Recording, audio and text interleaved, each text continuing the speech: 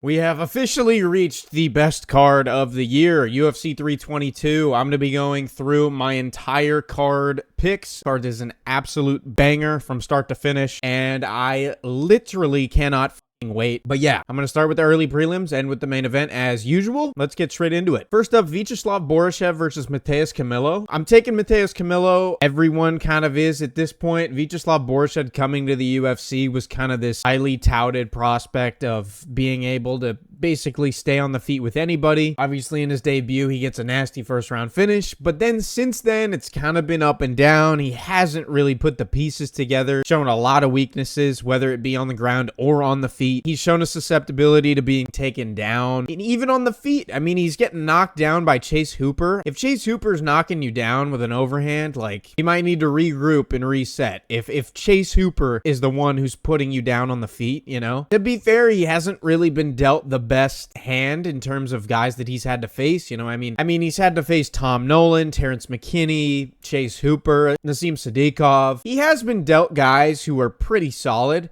and I think Matheus Camilo is actually pretty decent. In his debut against Gabe Green, he got submitted, which at face value, yes, he did lose, but he did have good moments against Gabe Green in the first round, and Gabe Green is a 170-pound guy, and that was kind of his return back down to lightweight, and he's a very physically imposing veteran that is kind of a tricky guy to get through. I mean, Gabe Green had won some moments against Ian Gary in his fight against him. Just me looking at that, looking at him losing to Gabe Green and being out physical, that's not a very big worry for me, especially when Matheus Camilo is he's very calculated in his ways that he does get takedowns and the ways he lands shots. So I do think Matheus Camilo wins this. I have him winning a decision in this one. I just can't trust Vyacheslav Boryshev at this point in his career. He doesn't have very much experience, and of the experience he does have, a lot of it is in the UFC, but he can't really beat anybody. So until I see otherwise, I can't really take him to win a fight. After that, we have Bisinger Susurkayev versus Eric Makhachev. I'm not going to spend long on this one. I'm taking Bisinger Susurkayev. I don't think that he's that good.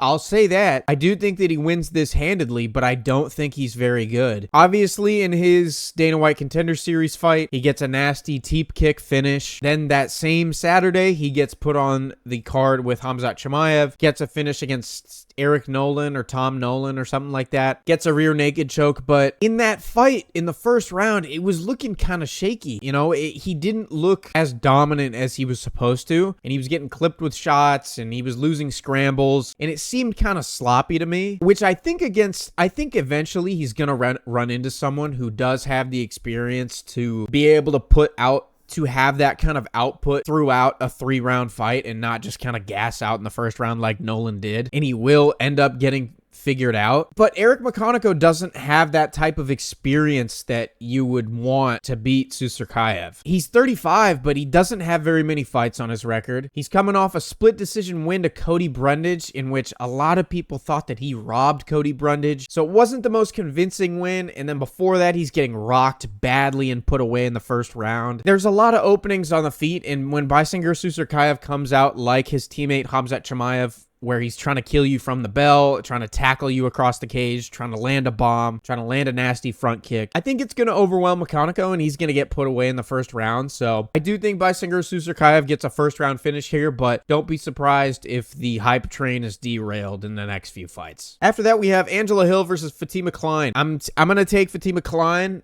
Usually you can look at Angela Hill as like a crafty underdog type of pick, because sometimes she does win these kinds of matchups, but I do think Fatima Klein is just kind of on another level in terms of this matchup. I've said this a lot recently. I said this in the last prediction video. I do think that the new era of women's MMA, of fighters who are in their mid to late 20s, even early 20s sometimes, the skill gap compared to the older fighters and the veterans, it's night and day. And Fatima Klein is much more well-rounded, I think, than Angela Hill, especially with her declining this late in her career. When there is these kinds of matchups in women's MMA, it's more of a safe bet to really just like pick the person who's younger, essentially. That is kind of just the rule of thumb nowadays with these women's MMA fights. And not to mention, she has been in there with Jasmine Jastovicius, who she went to a decision with. I mean, being able to stick it out over 3 rounds with Jasmine Jastovicius is a big deal to me. So she loses the decision to Jastovicius, and then she comes back and gets back-to-back finishes in pretty spectacular fashion. I remember a ground and pound finish. I remember, I think, a high kick as well. I mean, she's dynamic. She's shown that she can hang with these girls at the top of the division and stay in there for a full 15. I think that she's able to win this pretty handedly over Angela Hill.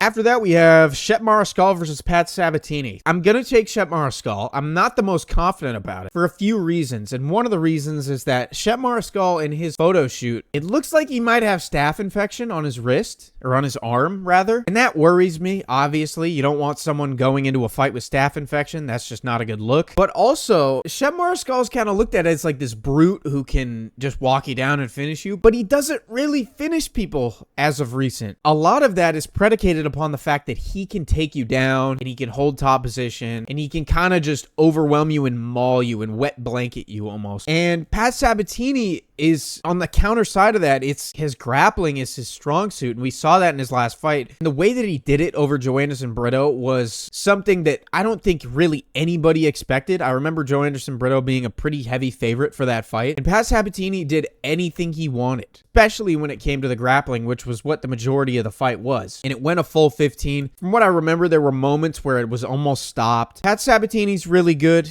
He throws up submissions. His grappling game's really good. But Shep Mariscal, I just think that the imposing of his will that he shows in every single fight that he has is going to probably get to Sabatini at some point, and I think he's going to out-scramble him in certain moments. So I do think it is going to be a close fight. I think it's going to go 29-28 to Shep Mariscal. But again, the grappling that Pat Sabatini has, incredible. It's very, very good. When he's not fighting in the UFC, he's getting 2, 3, 4 grappling events in between each of his fights. So he's getting a lot of grappling in. I think he's really, really good on the ground. But I just think that Shep Mariscal is going to be able to barely get this one done. After that, we have Gerald Meerschaert versus Kyle Dawkins. I counted Kyle Dawkins out in his last fight against Mikel Pereira, and he made quick work of Mikel Pereira. And by the way, Mikel Pereira had not really been put away like that in a long time, especially inside of the first minute. I think that this is kind of a layup for him. I don't think that Gerald Meerschaert is anywhere near his past self. He's literally just kind of in there to be a victim nowadays. Of his last 7 fights, he's lost 5 of them. A lot of them by pretty brutal finish from what I remember, especially the last one to Mikhail Oleksiejczuk. Kyle Dawkins looked good in his last fight, man, and he's got power in his hands. He's quick. I think he has kind of that chip on his shoulder coming back to the UFC after being cut. Hey, like, I'm here. I'm not as bad as you guys think. Like, I'm a force to be reckoned with type of thing. Whereas on the other side of things, Gerald Meerschaert looks like he's 1 foot out the door already. So from a mindset perspective, it's not looking good for Meerschaert in this. I do think Kyle Dawkins gets this done by TKO at some point in the first 2 rounds. Gerald Meerschaert looks slower. He's not looking to get his grappling going as much as he used to. He's kind of just trying to make it a kickboxing fight, it seems, and maybe get into some clinches against the fence. But that doesn't win you fights. Finishing potential is what wins you fights, especially as you get higher and higher up the weight classes. The finishing potential is a really big deal. I am going to take Kyle Dawkins. I think he gets a TKO somewhere in the early rounds. After that, we have Malcolm Wellmaker taking on Ethan Ewing, which is a short notice fight. Ethan Ewing stepping in on 4 days notice to take on Malcolm Wellmaker. It was supposed to be Cody Haddon, which I was not sure who I was going to take. I was actually debating on whether I was going to take Cody Haddon or not. But in this matchup, I am going to take Malcolm Wellmaker, but I'm not the most confident about it because we haven't seen very much of Ethan Ewing. The film that is out there is just kind of his finishes. His striking is very good. He has a really nice 1-2. He has nice head kicks. He does have nice ground and pound when he does hurt guys. He doesn't wait on the opportunity. He jumps on it. He pounces on it. He tries to get a finish, tries to land shots. And he does have a really nice counter right hand, dude. Like really, really good. It's sharp. It's quick. He steps off and he gets just off the center line to where he slips shots and pops a right hand. I think this is closer than people might think, dude. I do think Malcolm Wellmaker gets a finish here, but I think Ethan Ewing could actually end up being a decent prospect. Again, there's not a lot of film to go off of. That's why I am going to take Malcolm Wellmaker, but don't be surprised if Ethan Ewing shows up and he looks good. Don't be surprised. And again, the only thing that I really have seen is the finishes, which is one thing compared to a whole fight, you know. But from what I have seen, he is pretty good. The one worry I do have for him is that he does seem to be a little bit flat-footed at times, which against Malcolm Wellmaker, when he's going to feint low and bring a right hook up high and probably put you out, that's not very good. You don't want to be flat-footed. You want to be light on your feet, bouncing in and out of range, stepping off. But sometimes it doesn't look like he's really completely all there, looking to bounce around, move. So that is the worry that I have for Ethan Ewing. But I do think Malcolm Wellmaker gets a finish here in the first or second round, but we'll see. After that, we have Erin Blanchfield versus Tracy Cortez. I'm not going to spend long on this one either. I'm going to take Erin Blanchfield. Her grappling ability is off the charts, and I don't think that Tracy Cortez is really going to have an answer for it. And another thing for Erin Blanchfield is the submission ability. Her submission ability from top position is just not like a lot of these other fighters at this weight class. I don't think Tracy Cortez is on that level whatsoever. She beats Viviane Araujo. You know, she had a good win against Jastovicius, sure. That's in 2023, dude. It's a long time ago. Jastovicius has grown a lot since then and put away a lot of people since then. I just don't see it happening. I don't see it happening. I think that you need to be really good in one specific area just to beat Tracy Cortez, and Erin Blanchfield is really good in one area, and that is the offensive grappling. Her wrestling's good. She can pass guard really well also. I do think she's going to get submission at some point in this fight. I have it getting done in the second round. I just don't think she's going to have an answer. I don't think she's going to have an answer. So, and again, the newer age of women's MMA, I keep going back to it, but it keeps holding true. After that, Roman Kopylov versus Gregory Rodriguez. I don't like doing this, but I'm taking Gregory Rodriguez. Paulo Costa really set the blueprint for why it is, or how it is that you beat Kopylov on the feet, and that's pressuring him, throwing body kicks, throwing high kicks, keeping him on the back foot, and not letting him get into a groove and find that range. Just basically just putting as much pressure as possible onto him so that he can't get going. Much like Mauricio Huffy, where if you give him space, he's going to be able to find a shot. You don't give him space, he's not really going to be able to find a shot. And Gregory Rodriguez, that is literally his calling card, is just walking people down and dumping everything he has into huge shots. And we saw it against Jack Hermanson in his last fight with a nasty shovel hook. Put him out absolutely cold. I think it's going to be very similar to that. I think that he's going to be able to walk Kopylov down and get a finish in the first two rounds. Possibly the first round, honestly. I think I'm going to put down a Gregory Rodriguez first round KO here. And Kopylov is hittable, dude. He's not some wizard on the feet where he can't be touched and you kind of just have to outpoint him. No, he's been cracked hard before. And Gregory Rodriguez has some of the most freakish power at 185. People don't just go around flatline KOing Jack Hermanson. That just doesn't happen. And he did it pretty handedly. I'm going to take Gregory Rodriguez. I think the pressure is going to be too much, and I think he gets a TKO early. Up next, we have Rodolfo Vieira versus Bo Nickel. Oh, man, I flip-flopped a lot on this, but I'm going to take Bo Nickel. Vieira's not on steroids anymore. He fought at like the highest level for BJJ for a long time, and he was clearly on the sauce, and then he comes to the UFC, and he's okay. He's not bad. I mean, you can't name like one good fighter that he beat, really. I mean, the best guy he's beaten is Armen Petrosyan, who got cut. He's losing to guys like Chris Curtis, who I think is terrible. Andre Petrosky, who I also think is not good. I think Bo Nickel's going to win a decision here, dude. I don't think he submits Vieira. I think Vieira's going to be too good off his back to let Bo Nickel pass in any sort of way. I think he's going to be able to handle him if Bo Nickel does get his back. If Bo Nickel throws ground and pound, I think Vieira will be fine. I just think Bo Nickel's terrible, dude. I think his stand-up is sloppy. He gasses out pretty quick. His takedown entries in MMA are just not the best. And I think he's small for the division. But I do think he wins a decision here just because Rodolfo Vieira is like, he's older, doesn't look like he's on the sauce anymore. I'll take Bo Nickel. On to the main card. Beneil Dariush versus Benoit Saint-Denis. I'm gonna take Benoit Saint-Denis here for a few reasons. And one of the things that I can't stop replaying in my head is the high kicks. And they're not like quick, snappy high kicks that Benoit throws. They're kind of telegraphed, but he hides them behind a right hand sometimes. A lot of times he just throws them naked. But there's so much put into it that even when it slaps the guard, you can kind of see it. When it slaps the guard, their head still kind of wobbles a little bit and it throws them off balance. And Beneil Dariush has shown that he gets clipped by those kinds of shots. We saw it against Charles Oliveira when Oliveira rocked him with a few head kicks. So there's that. And if Beneil is moving backwards like he was against Charles, the head kick's going to be there. The double leg's going to be there. And I don't trust Beneil's gas tank at this kind of a pace that Benoit sends at you. I think you really need to have sharp boxing, especially on the inside in close quarters, in order to beat Benoit. And as we've seen, that's the only real way that you can beat him, other than obviously ground and pounding the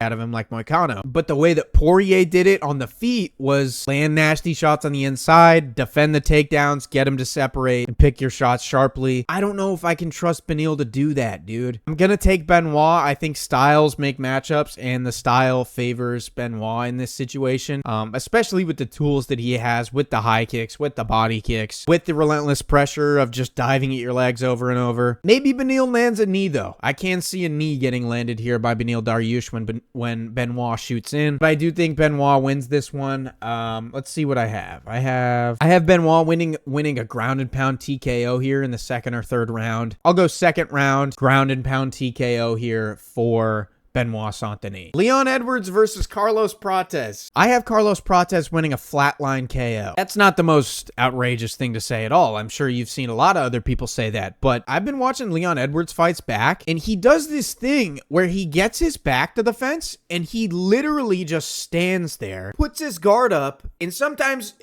he'll do this one. Sometimes he does this. Sometimes he'll just cover his face. He'll just stand with his back to the fence and not move and just try to like roll with shots. Carlos Prates is going to snipe a left hand off his temple, or he'll slap a left hook around the guard, especially southpaw on southpaw. Southpaw on southpaw, that's not gonna go well, dude. He's gonna slap one around the guard, or he's gonna snipe you down the middle. He's gonna split the guard open when your hands are up against the fence. It's going to happen, and I've almost never been so sure of something in my life. The reason that it is only an 8 out of 10 on the confidence is because Leon was the champ at one point. I am holding on to a little bit of nostalgia here with him knocking Kamaru Usman out cold. But I mean, it literally couldn't get more clear cut in my mind. The majority of Carlos Prates in his highlight reel is guys getting stuck against the fence and not moving. And Leon Edwards does that in every single one of his fights multiple times. He just gets his back to the fence and just tries to roll with shots. Carlos Prates is going to snipe the out of him, dude. It's gonna be brutal, and he's gonna get a performance bonus. I'm very sure of it. I think that once Leon kind of lets the adrenaline set in, and maybe he starts to get a little bit tired, a little bit sweaty, looks for a moment to breathe up against the cage, puts his guard up, and pop. Carlos Prates lands a mean left hand, puts him down, and that's all she wrote. Sean Brady versus Michael Morales. Oh my God. I'm gonna take Michael Morales, dude. I have to. He's probably one of my favorite fighters in the UFC, dude. I can't bet against this guy, dude. He's too good. And I don't know why I'm gonna take him, to be honest, because everything in my mind does point to Sean Brady winning this fight. Points to Sean Brady taking him down, holding top position, landing little hooks to the body on the ground, and just winning kind of a dominant, boring decision. But I think Michael Morales is gonna be too athletically gifted on the ground, maybe, to where he can scramble up and get to his feet, and he can put a pace on people like we saw in the Gilbert Burns fight, where he slaps those shots around the guard, keeps forward pressure, lands nice kicks, gets you moving backwards,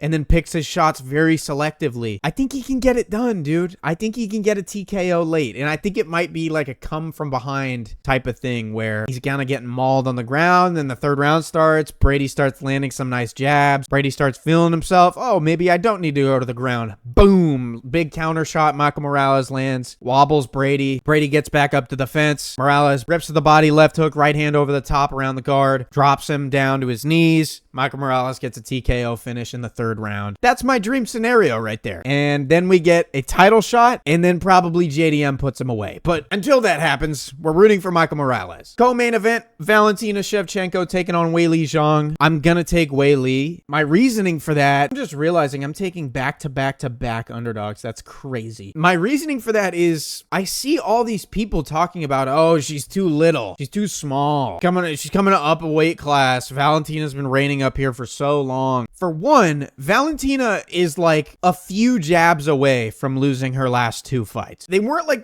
they weren't clear cut. It wasn't like she was like beating the shit out of people. She didn't beat the out of Manon Fiora. She really didn't. I mean, she had her way with Alexa Grasso in the rematch, but I mean, it wasn't like some, oh, wow. She looked good. She's back in her prime. Not really. And Weili Zhang isn't that much smaller. The only thing that she's like smaller in is her reach, really. And when it comes to like the speed at which they fight, Weili Zhang, it's night and day, I think. Valentina does that thing where she stands there and she kind of bounces and her front foot's the only thing really moving. Weili can dart in, dart out. Dart in, dart out. And she's been doing that her whole career. She can dart in, dart out, get you to counter late, and then she steps off and fires a double leg. And next thing you know, you're on the ground in bottom half guard. And now what? She's dominant on the ground as well. She'll find your way to your back. Take away the whole round from you. I think Weili's on another level. I think she has been on another level for a long time. And I think Valentina's at the end of the rope, to be honest. She hasn't really impressed me all that much in her last few fights. And I love Valentina, don't get me wrong. I don't want that to come off as like some like diss toward Valentina, how she's not good anymore. She's not what she used to be, dude. She's not landing baseball bats up the side of people's heads. She's not putting people in crucifixes and just elbowing their face out. She's not choking people out really anymore. I mean, the last time that happened was probably like 5 or 6 years ago. And the last one that I can remember was Lauren Murphy. And if I'm not wrong, I'm gonna look actually. I think Lauren Murphy is like 45 years old. She's literally 42. Finishing potential means a lot to me in women's MMA, and I think Weili Zhang has more of that at this stage in their careers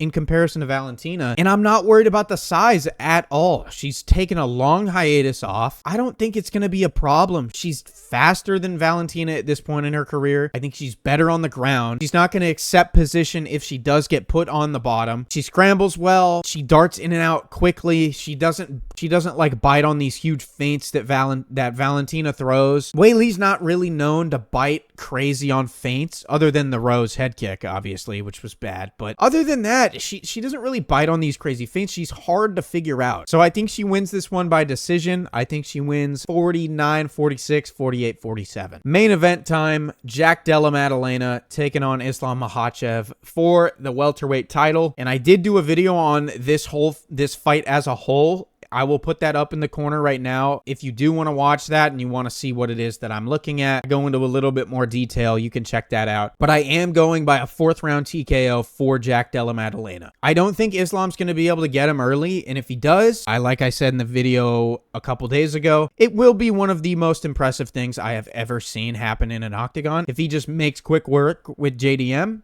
I don't know. I won't be able to comprehend it, but I don't think he's going to be able to do that. Islam has shown that he can have a pace put on him. Boxing on the inside is really sloppy and it's predictable. In his main attack, when guys do step in to crack him, it's just 3-4, 3-4, 3-4, 3-4. Jack's going to step off and bang a left hand. He's going to seamlessly switch stances, get on the inside with his head movement, and make it dirty on the inside. And at some point, Islam's going to be forced to strike with him if we get to the later rounds, and it's not going to go well. In terms of like specifics, I mentioned in the video a couple days ago that the Dagestanis chain their wrestling and they chain their shots together. So when they do shoot on like a single leg or they shoot on a double leg and they can't get their hands locked, they're not just like giving up and putting their head between your legs and pushing you up against the fence and just like taking time away from the clock. They'll fail the takedown and then they'll put their hands under, get to the high crotch, get a cable grip, pick you up, spike you. They'll chain from one to the other, to the other, to the other. But the way to combat that, which I've seen Jack do in the past, is going limp leg and hopping backwards and not letting them get even close to your hips in the first place, which completely negates all of those chains that go together.